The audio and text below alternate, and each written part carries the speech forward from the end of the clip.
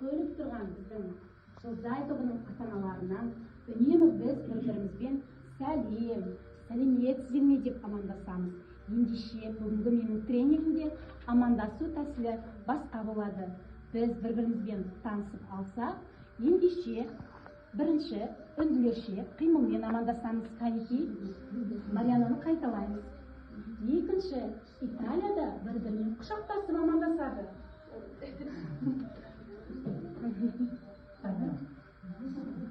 Бразилияда бір-бірінің иығынан қағып амандасады. Македонияда шынтақтармен амандасады. Арабтарда әлем сенімен деп амандасады. Қанки бір-бірінен айтамыз бір-бірімізге. Әлем сенімен. Гректерде аман бол деп амандасады. Аман бол.